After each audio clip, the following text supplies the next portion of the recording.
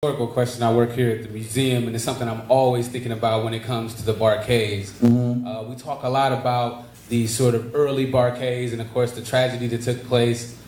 When it came to rebuilding the bar KAYS, that second era, can you talk a little bit about what y'all were trying to do, adding a vocalist, taking it in a more funk sort of feel? Like, can you just talk a little bit about that transition and what really brought that about?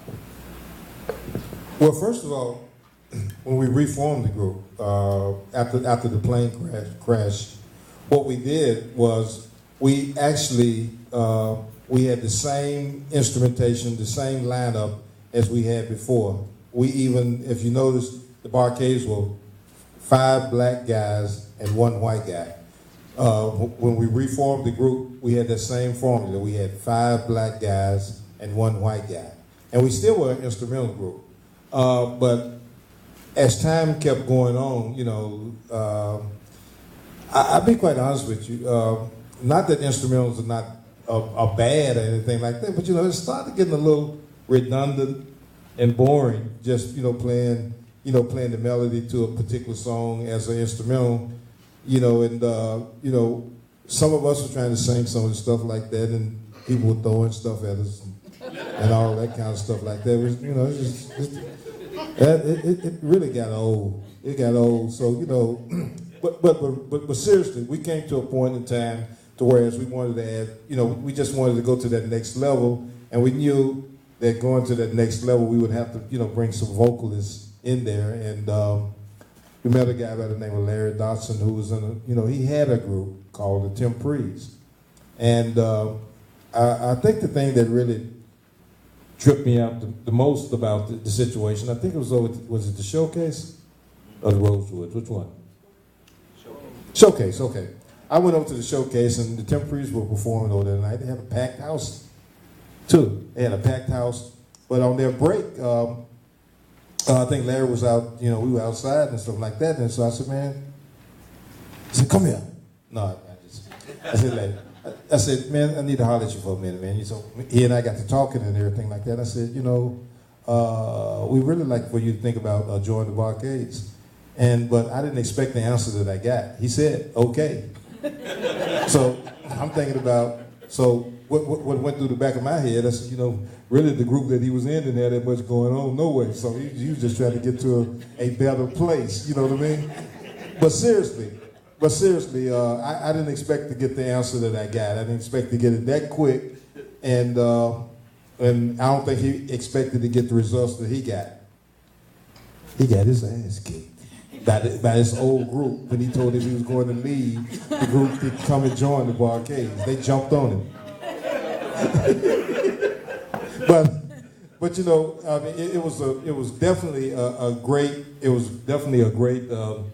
addition, to our situation.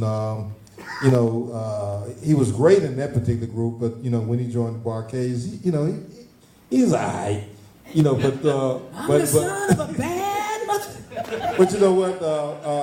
He became I have to say this, in working with him for all these years, he became one of the most imitated vocalists out there. I mean, nobody would believe this, but when we used to play California, Rick James would be in the audience with a camera, taking pictures of him, mimicking him, and there were others too, but definitely Rick James, and I think they became friends, and but really Rick James was just really trying to become friends with him to, kind of like steal all this stuff. But we became friends, though. We were good friends. Being in the bar KAYS has been an incredible time. We were sort of a match made in heaven, and one of the things that has always been inside of me was that when I got in the group, the bar was very, very high. I understand for those of you who are older, if you remember the bar KAYS, they were always very sharp. They were always very good. Although they were very arrogant, they wouldn't rehearse with anybody. I'll tell you that little part about them too. When I was with the Temprees, but they didn't rehearse with anybody. They just give me your record. You want to rehearse? No, we don't rehearse with nobody. You just give us the record and show up at the gig and we'll play for you. but they were top notch. They were always the best that any band could be. So I knew that I was scared to death, and when I got into the group, they were in the midst of cutting an album. So I'd never done anything like that. You know, we had a very good producer, and we are now working on our 31st album. Wow.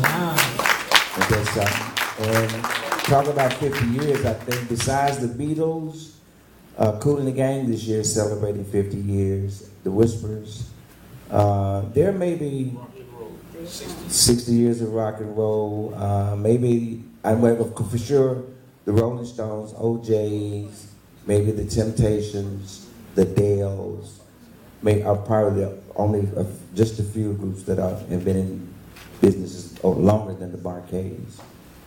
So we are the people's band. You know, we like to say that for Memphis, Tennessee. There's much to be proud of here in Memphis, Tennessee, home of the KAYS and Isaac Hayes and Al Green, and a lot of kids that are in the audience. Tim Prees. There are a lot of diamonds in the rough here in Memphis, Tennessee, and I wish that we would take more time to embrace them. And I'm glad that Johnny and Stax has stuff like this, because in the midst of all the bad things, the violence and stuff that's going on, we shouldn't let that deter us from. There's some good kids in this city. There's some great things going on here, and if you look on the rock, you're gonna find dirt.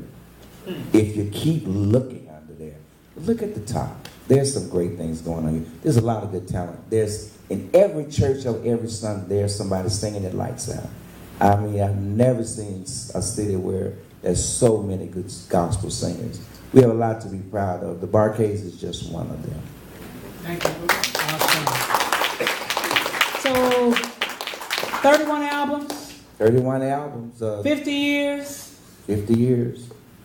We want to play one of the current songs. See, my favorite is Running In and Out of My Life. All righty then. Now, see, I was